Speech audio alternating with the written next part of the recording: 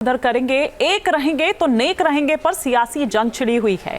बाबा बागेश्वर धीरेन्द्र शास्त्री एक तरफ भगवाए हिंद की वकालत कर रहे हैं तो वहीं मौलाना मदनी संविधान बचाओ सम्मेलन कर वक्फ बिल का विरोध कर रहे हैं।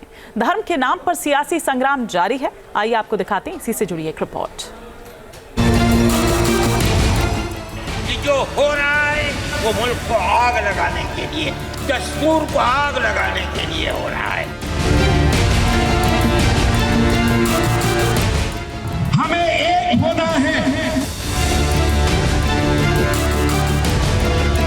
हमने भगवाए हिंद मांग लिया तो तुम्हें आग लगने लगा। अब तक आप गजवाए हिंद का नारा सुना करते थे, जिसका मतलब होता है हिंदुस्तान में इस्लामिक शासन कायम करने की मुहिम। इस नारे को मुस्लिम कट्टरपंथियों ने दिया था, लेकिन अब गजवाए हिंद की तर्ज पर भगवाए हिंद का नारा लगाया गया है। अब बागेश्वर बाबा भगवाए हिंद कह रहे हैं तो उसी वक्त वक्फ बिल के विरोध में तमाम मौलाना नए बिगुल फूंक रहे थे। हम आपको दोनों तरफ की बातें बताएंगे। सबसे पहले बाबा बागेश्वर ने क्या हुंकार भरी, ये देख लीजिए। आप आपस में बटोगे तो निश्चित रूप से फुटकर करके कटोगे। एक हमारे पास जिम वाला आदमी आया, हमने एक लकड़ी दी, उसने तोड़ दी। हमने 2 लकड़ियां दी, उसको थोड़ी मेहनत पड़ी, उसने तोड़ दी। हमने 10 लकड़ियों का गट्ठा दिया, उसकी नानी मर गई, नहीं तोड़ पाया।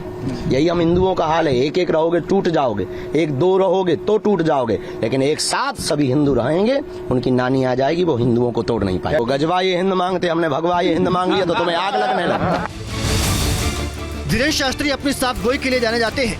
वो खुलेआम हिंदू राष्ट्र की वकालत भी करते रहे हैं। जब बाबा धीरेन्द्र शास्त्री भगवाए हिंद की वकालत कर रहे थे, उसी वक्त दिल्ली में मौलाना अरशद मदनी अपनी कौम की रहनुमाई का दावा कर रहे थे। दिल्ली के इंदिरा गांधी स्टेडियम में जमीयत उलेमाए हिंद ने संविधान संरक्षण सम्मेलन बुलाया। इसी सम्मेलन में मौलाना अरशद मदनी ने मोदी सरकार के खिलाफ वक्फ वाला बम फोड़ दिया। मदनी ने कश्मीर का हवाला देते हुए दावा किया कि बीजेपी की जीत का चिराग बुझ गया है। साथ ही सनातन का झंडा बुलंद करने वालों पर भी तंज कसा। आपने जिस पॉलिसी को इख्तियार किया, सेकुलरिज्म को आग लगानी चाहिए, उसका नतीजा इस इलेक्शन में क्या हुआ? बीजेपी हार गई। 14 साल पहले इतनी कुव्वत के साथ आई थी कि लगता था किसी दूसरी जमात का चिराग ही नहीं जल रहा है। वो चिराग आज बुझ कैसे गया? इस पॉलिसी की वजह से।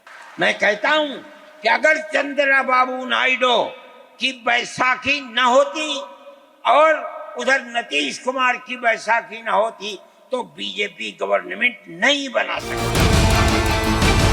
घुसपैठियों के खिलाफ असम में मुहिम चला रहे हिमंता बिस्वा शर्मा भी मदनी को चुभ रहे हैं। हिमंता ने झारखंड में बयान दिया था कि भारत हिंदुओं का है, हिंदुओं के लिए है। मदनी ने इसका सीधा जवाब दिल्ली से दिया। हमारा बेटियों को लूटा, हमारा जमीन को लूटा, हमारा सरकार को लूटा, हमारा अहंकार को लूटा।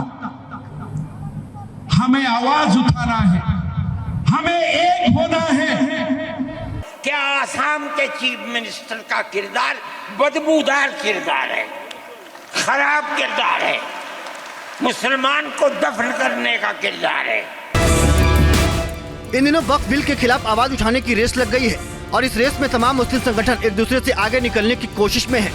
शायद यही वजह है कि जमीयत उलेमाए हिंद को दिल्ली में संविधान बचाओ सम्मेलन बुलाना पड़ा, ताकि कौम में मैसेज जा सके कि मुसलमानों की सच्ची रहनुमाई जमीयत ही कर सकती है। न्यूज नेशन अब व्हाट्सएप पर खबरों की ताजा अपडेट के लिए न्यूज नेशन के इस QR कोड को स्कैन करें।